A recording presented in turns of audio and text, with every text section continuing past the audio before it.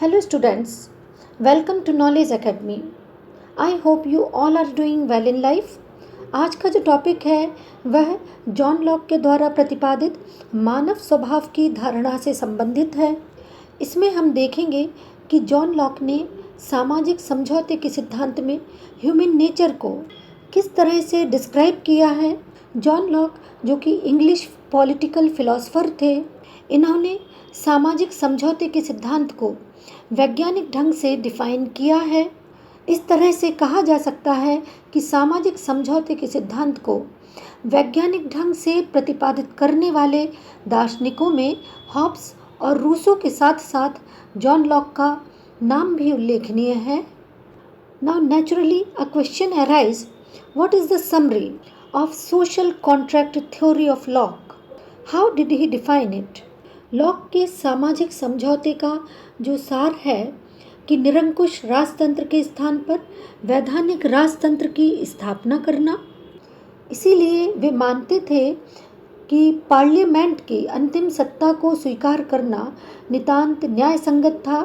Lock के सामाजिक समझौते से संबंधित विचार यद्यपि हॉब्स के विचारों से मेल नहीं खाते। इसी तरह से मानव स्वभाव की अवधारणा को प्रतिपादित करने में भी हॉब्स एवं लॉक के विचारों में अंतर देखा जाता है। According to Locke, the natural condition of mankind is a state of nature characterised by human freedom and equality. People voluntarily give government some of the power through a social contract in order to protect their natural rights of life, liberty and property. Human nature के संबंध में Hobbs की भांति John Locke ने भी मानव स्वभाव की व्याख्या की है, किंतु हॉब्स ने मनुष्य में केवल पाशविक प्रवृत्तियों को देखा है, जबकि लॉक ने उसके मानवीय गुणों पर बल दिया है। यही विचार लॉक को हॉब्स से पृथक करता है या उन दोनों में अंतर देखा जाता है। लॉक ऐसा मानते हैं कि मनुष्य की प्रमुख विशेषता बुद्धिमान तथा विचारवान प्राणी होना है।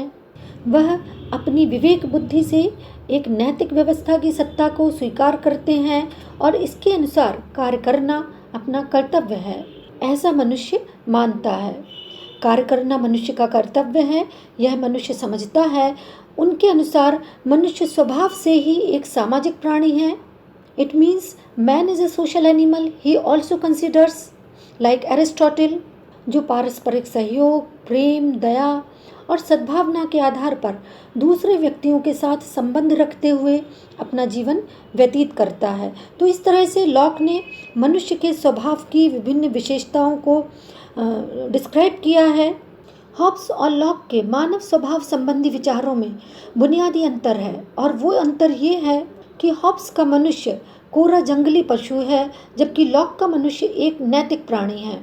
हॉब्स का मनुष्य भौतिकवादी है, जबकि लॉक का मनुष्य कर्तव्य परायण है, वह कर्तव्य की पुकार सुनता है।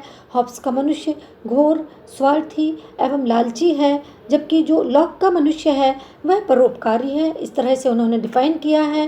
हॉब्स का मनुष्य स्वभाव से झगड़ालू है, जबकि लॉक का मनुष्य शांति प्रिय है।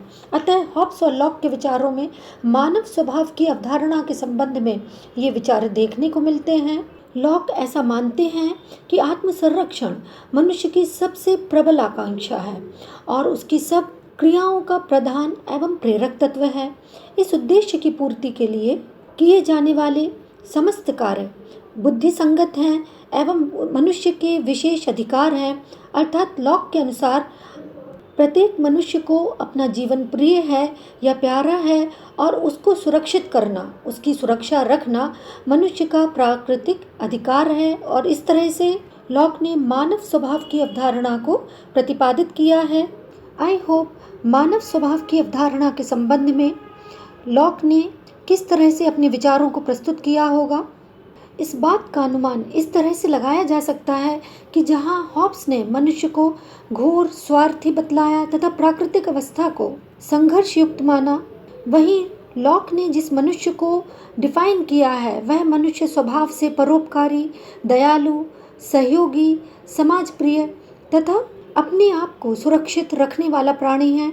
यही कारण है कि मनुष्य पारस्परिक युद्ध को या संघर्ष की अवस्था को निग्लेक्ट करने की कोशिश करते हैं। कहने का अभिप्राय है कि मनुष्य पारस्परिक युद्ध की अवस्था में ना रहकर पारस्परिक सहयोग की अवस्था में रहते हैं। आई होप आपका कॉन्सेप्ट क्लियर हुआ होगा। That's all for today. Please take care of yourself. Thank you for being with me.